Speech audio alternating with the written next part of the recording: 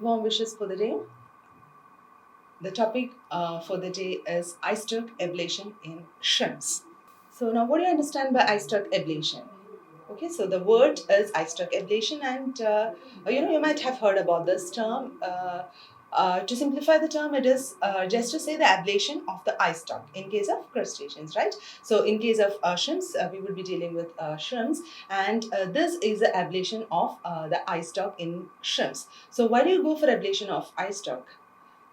See, ablation of eye stalk, in the sense, it is just the removal of the eye stalk, right? So you are going to remove the eye stalk. And why do you do this for shrimps? See, it is for a very simple reason, that is to induce a process of mounting.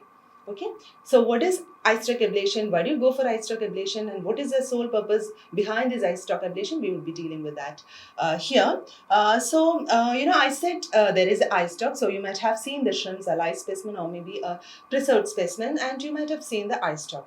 And here we are going to ablate the eye stalk, or else to say remove the eye stalk. So why do you do this? See, actually this eye stalk holds what is known as the exorgan sinus gland complex. So that is a neurosecretory complex, and that is going to release the neurohormones. Okay, so this is one of the endocrine glands of crustaceans. So this is a complex, the exorgan along with the sinus gland, and that is going to secrete the neurosecretory hormones, especially the hormones like the ovary inhibiting hormone as well as a mount inhibiting hormone.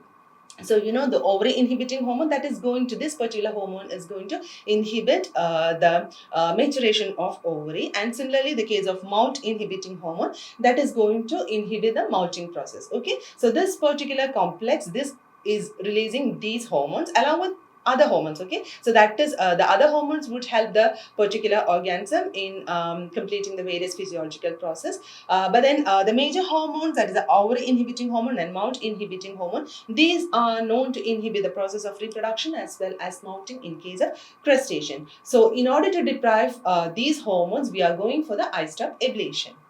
So why eye stalk ablation? So as I said, the eye stalk contains the exorgan sinus gland complex, which is going to secrete various hormones, and among which the two important hormones would be the ovary inhibiting hormone as well as the mount inhibiting hormone, and these would be inhibiting the organism from mounting as well as producing the ovarian hormones. Okay, so it was in 1943 that Panos, he just during his experiment, he just saw that while removing the eye stalk, the Palaemon species, it just matured and it went for molting. Okay, after that, several scientists took on the procedure and they just started the process of eye stalk ablation. And the studies came to the conclusion that while you go for this ablation of eye stalks, the animals would be deprived of these particular hormones, that is the ovarian hormone, ovarian inhibiting hormone as well as a mount inhibiting hormone, and this would overcome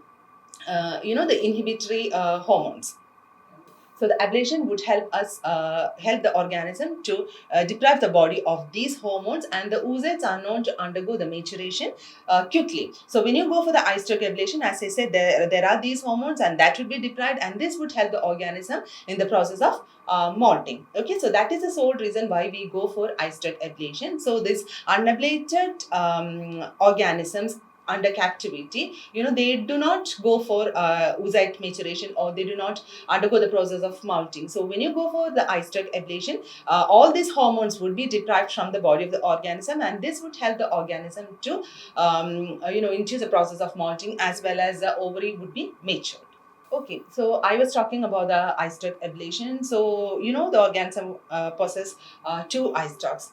So there is an ablation of the eye stalk. Whenever we talk about the eye stalk ablation, usually what is adopted is a unilateral eye stalk ablation, wherein you go for the ablation of just a single eye stalk. We do not go for the bilateral eye stalk ablation because, see, I said the eye stalk has got the exorgan sinus gland complex, which is going to secrete the neurohormones, the most important hormones, ovary inhibiting hormone as well as a mount inhibiting hormone. But along with this hormone, this complex would secrete other hormones which is necessary for the physiological process of the organism.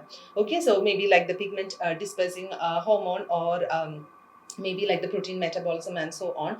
So when the organism is deprived of both the eye stalks, that is to say the bilateral eye stalk ablation, what would happen? Along with these hormones, the other hormones that is needed for the physiological process of the organism is also deprived, and all this process would go to a halt and the organism would not survive. So actually what we do is that we just go for the unilateral eye stalk ablation, wherein we go for the ablation of just a single eye stalk, right? So there is a unilateral eye stalk ablation. So it is to stimulate the female shrimp to develop the mature ovaries and thereby go for the process of spawning. And this method of inducing females, to develop the mature ovaries is used for two particular reasons. As I said, there is an inhibition in females for ovary maturation as well as moulting. So no mature ovaries would be produced, and when you have or when the body is deprived of these hormones, the ovaries would start maturing, and thereby you could get the spawn. Okay, and this is also not known to increase the total egg production in case of female. So these are the reasons why we go for unilateral eye stalk ablation. See, bilateral eye stalk ablation is not recommended. Why? Because it is going to have the adverse effect on the organism. So usually what we do is you have the unilateral eye stalk ablation, wherein you just ablate a single eye stalk of the organism. Okay, so I was talking about the eye stalk ablation and all those processes. Now, how are you going to ablate the eye stalk? So these are the different techniques how you would go for the ablation of the eye stalks. I said the unilateral eye stalk ablation is mostly followed, and there are different techniques on how to ablate the eye stalk of these organisms. The first one would be simple pinching of the eye stalk. Okay, so here you are just going to simply pinch the eye stalk. So the disadvantage of this process is that it might leave an open wound.